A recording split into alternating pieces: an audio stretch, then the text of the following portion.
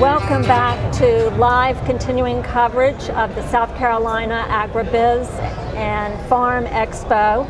I'm Donna London, and we have two very special guests with us today that are holding some very interesting airplanes of sorts. We'll find out more about that, but we've got Dr. Chris Post. He's an assistant professor of Environmental Information Science in the Department of Forestry and Natural Resources at Clemson University. And we also have Dr. Thomas Zajkowski, who is with Next Generation Air Transportation Center at North Carolina State. I want to thank you both for joining us and bringing these, what do we call them? We call them unmanned aircraft systems. Okay. We try not to use the D word. Okay. That has some negative connotations. We're really we're not militarizing these, we're working them into plowshares, if you will. Into plowshares, okay. Like the biblical reference. So we're working on using UAVs to be useful to farmers and other civil applications. So, for this conference, we're really looking into talking about the agricultural possibilities of unmanned aircraft systems. And speaking of that, what exactly? I'm looking at these plowshares.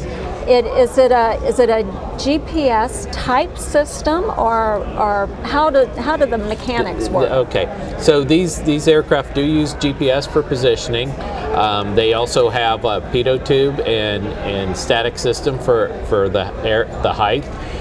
We're using software that we can, moving map systems, and also we have software that will, once it takes imagery, we can use it to precisely locate it on the ground using an internal measurement unit within the aircraft. So we not only know the XYZ of the aircraft, we also know the yaw, pitch, and roll.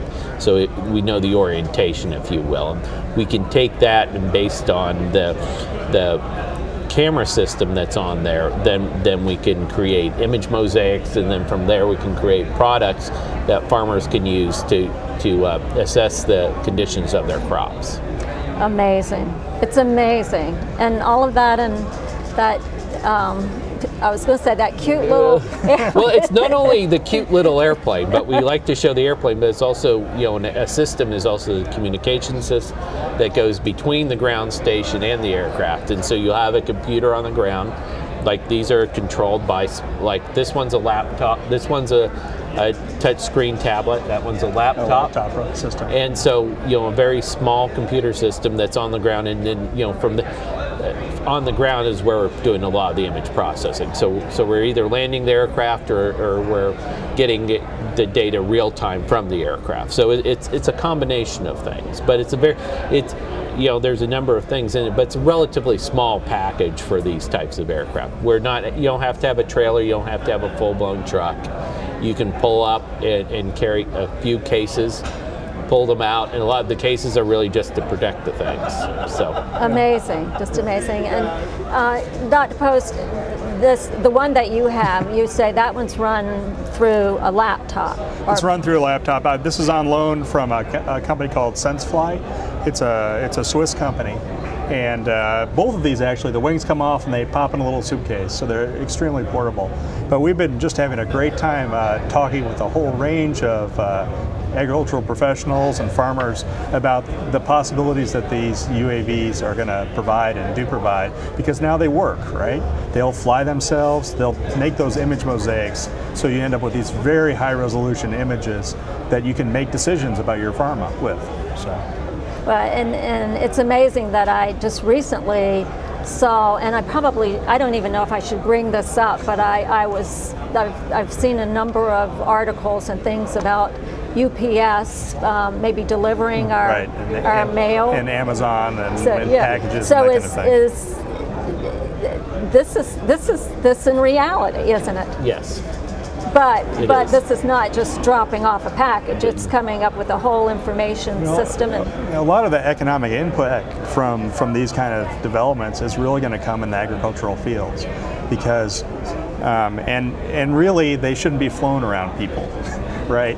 So those stories are, while very entertaining, don't really represent the kind of future of UAS systems, at least not the near future. Maybe 10 years, maybe 15 years, but right now we're talking about things that are able to actually come up and develop things that can make decisions in the field.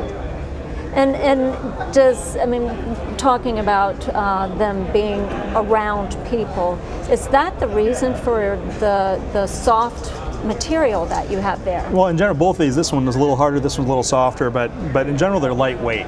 You know, under 4 pounds about. Right. So, which makes them a lot safer and a lot easier to handle. And also, maybe it doesn't require a catapult to launch. So there are much bigger systems, but I think the future of a lot of these things are fairly lightweight systems because they're usable by after being trained by crop consultants and large farm operations. This is very foreign to me, as you might imagine by the tone of my questions. But in terms of launching them, how do you launch them? These are both hand launched. Oh, so when I was joking about throwing it. Right. It's really this one, you take a few steps, kind of get your speed up, you can kind of push it away. You don't want to flick it too hard because that kind of screws up with the IMU at the beginning, but these are hand launched. There's no, you don't need a runway or anything like that. It's a very simple operation. Okay. And that's the same with this as well? The same. They're in a lot of ways pretty similar. And what both of them have is a lot of safety systems. They're really cautious beasts. So if they think something's wrong with the battery or otherwise, they'll tell the operator and often come back and land. So well, that's what you need to be able to integrate with airspace and to keep things safe with what's around us. Mm-hmm. That is amazing. Yes. Wow. So in terms of the South Carolina agricultural community, are there a number of takers that are interested in this and ready to go? Thomas can talk about some of the FAA issues, but I mean they're coming up with, they promise to come up with regulations, and when those regulations are done, it's going to open up the markets. Mm-hmm. But right now it's pretty clear a large farmer could purchase one of these and fly that him or herself.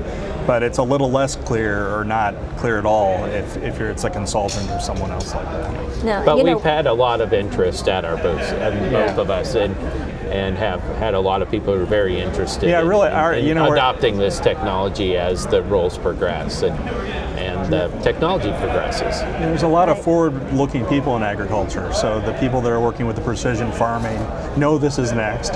And really want to be at the forefront. So we're here to provide information, to talk with people, and to learn about what they care about and what they think will make a difference. Now, how does this connect with some of the work that you've been doing with the Intelligent River project? Well, these type of devices can provide really detailed images that we can use to help understand the size of the trees and forests around streams, for example. But it's just one arm of the kind of research I'm doing. So. Mm-hmm. Well, I want to thank you both for joining us today. You're welcome. This is thank you. Fabulous information that's way out there. So I've been speaking with Dr. Chris Post, who is Assistant Professor of Environmental Information Science in Clemson University's Department of Forestry and Natural Resources, and also Dr. Thomas Zajkowski, who is with Next Generation Air Transportation Center at North Carolina State.